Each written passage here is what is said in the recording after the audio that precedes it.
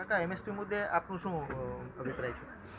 અમારો તો એ ખેડૂતોની ફરિયાદ છે કે ભાઈ હું માધવજીભાઈ પાંભર, લોધિકા તાલુકા ભારતીય કિસાન સંઘ પ્રમુખ. કહેવાનું અમારું એ છે કે કૃષિ પ્રધાન આપણો દેશ છે અને વર્ષોથી આવા ખેડૂતો હેરાન છે, ભાવમાં અને માલ વેચવામાં પણ તકલીફ પડી રહી છે. તો આ એ જે સરકારને કરવું જોઈએ એ થતું નથી. એટલે જો ઠેર ઠેર રાજ્યોમાં, બધાય રાજ્યોમાં આંદોલન ચાલી રહ્યા છે તો સરકારને જલ્દી ટાઈમે વિચારવું જોઈએ. અને ભાવ નથી મળતા એની સામે પણ ખેડૂત સુખી નથી અત્યારે. તો એની આવો દુઃખી છે, ઠેકાણે આંદોલન કરી રહ્યા છે. એનું કારણ કેમ સરકાર સમજતી નથી? તો તાત્કાલિક આનો નિર્ણય લઈએ અને નહીંતર અવારનવાર આવા ઠેર ઠેર આંદોલન થઈ રહ્યા છે એની માટે કંઈક વિચારવું જોઈએ. અને કૃષિ પ્રધાન દેશ છે તો ખેડૂતો કેમ કિસાન આટલો બધો દુઃખી છે? તો આની માટે તાત્કાલિક નિર્ણય લઈએ અને ભાવ વધારા અને એ મળે એવું અમારા ખેડૂતોની માગણી છે.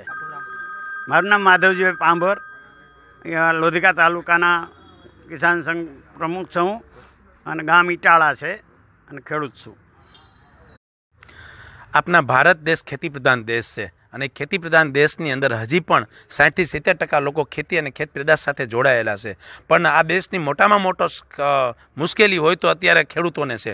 કારણ કે જે રીતની મોંઘવારી વધે છે એ મોંઘવારી પ્રમાણે ખેડૂતોની એક પણ જણસના ભાવ નથી વધતા. એના હિસાબે ખેડૂત પાયમાલ થઈ રહ્યો છે. કારણ કે જે ગવર્મેન્ટ કર્મચારીનો જે પગાર હતો, સોનાનો જે ભાવ વધ્યો છે એ પ્રમાણે ખેતીની એક પણ જણસનો ભાવ નથી વધ્યો. એટલે સરકારે તાત્કાલિક નિર્ણય લઈ અને જે સરકારે એમએસપી જાહેરાત કરી છે એની નીચે ખેડૂતોનો માલ ન વેચાય એના માટે એને કડક પગલાં લેવા જોઈએ. તો જ એને ખેડૂતોને મદદ કર્યા બરાબર કહેવાય. હાલ અત્યારે દિલ્હીની અંદર ખેડૂતો જે પણ આંદોલન કરી રહ્યા છે એ આંદોલન શું કરવા કરી રહ્યા છે એ સરકારે સમજવું જોઈએ.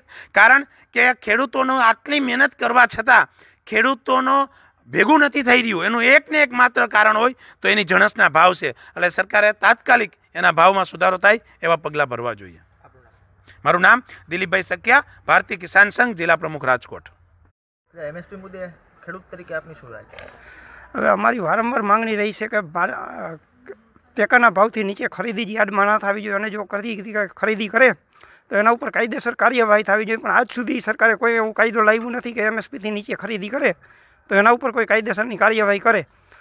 અને અત્યારે જે પંજાબની અંદર દિલ્હી, હરિયાણા, રાજસ્થાનના ખેડૂતો ભેગા થયા છે એનો સરકારે તાત્કાલિક રસ્તો કાઢવો જોઈએ જેથી કરીને આંદોલન રાજકીય સ્વરૂપ ન લે. વર્ષોથી ખેડૂતોનું જે સમસ્યા છે, બરોબર, પેટ્રોલના ભાવ વધ્યા, સોનાના ભાવ વધ્યા, એની સાથે સાથે ખેડૂતોને જે આવક થવી જોઈએ એ નથી થતી. સરકાર આજે એ વિચાર કરે તો આજથી 15-20 વર્ષ પહેલાં ડીઝલનો શું ભાવ હતો? 10 થી 20 રૂપિયા હતા.